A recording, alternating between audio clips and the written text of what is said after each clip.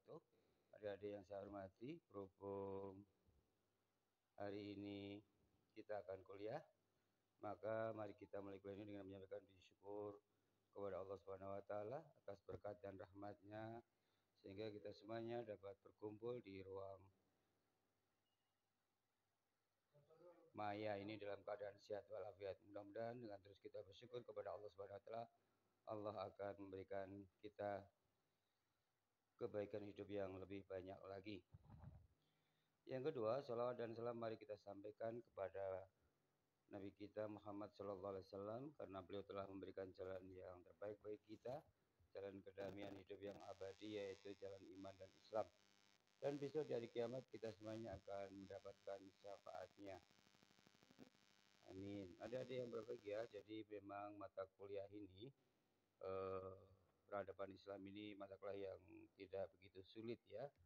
Jadi gampang dipelajari, Anda hanya mengetahui dan menguasai status ontologis, status epistemologis, dan status arkeologis dari mata kuliah ini.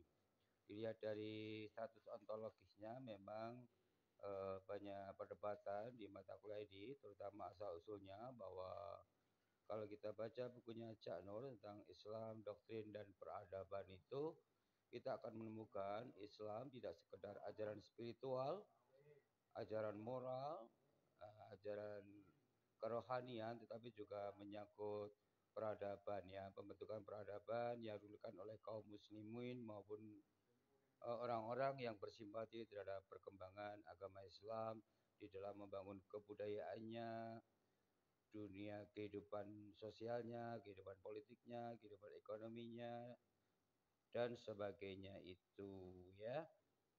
Nanti kita jelaskan lebih rinci. Ada juga keterangan dari Gus Dur yang menjelaskan tentang pesantren sebagai dan pembangunan itu menunjukkan bahwa pesantren tidak hanya sebagai kekuatan spiritual tapi juga menjadi agen-agen dari sebuah pembangunan peradaban suatu bangsa terutama di Indonesia. Kalau kita baca bukunya Gus Dur, pesantren dan pembaruan itu ya. Itu status-status ontologisnya yang tentu saja agak berbeda dengan pandangan-pandangan dunia barat yang melihat peradaban itu tidak diilhami oleh agama tetapi oleh ilmu pengetahuannya yang kemudian kita kenal dengan terjadinya sekularisasi agama karena perkembangan ilmu pengetahuan yang besar di dunia barat membuat peradaban barat maju dengan spirit ilmu pengetahuan sehingga agama tersingkirkan dalam kehidupan peradaban begitu ya. Kalau toh ada perannya hanya peran spiritual dan moral itu. Lalu status epistemologinya kita nanti juga akan jelaskan tentang pendekatan-pendekatan ya sumber kebenaran dari ilmu ini diperoleh dari mana tentu saja kita yang lebih umum dan sederhana kita pahami dari sudut pandang historis ya secara sosialnya ada pandangan-pandangan pendekatan historis yang bersifat linier, bersifat sirkuler maupun bersifat spiral. Itu nanti kita jelaskan yang lebih dalam lagi di kesempatan lain ya. Lalu untuk yang ketiga itu status aksiologis. Jadi sebuah ilmu ini memang sebenarnya netral ya dari segi dampak buruknya itu. Tetapi karena kita seorang ilmuwan ini ketika menerapkan ilmu harus bisa melihat dampak negatif dan positifnya yang kemudian dikenal dengan aksiologi atau action, manfaat dan madaratnya ya.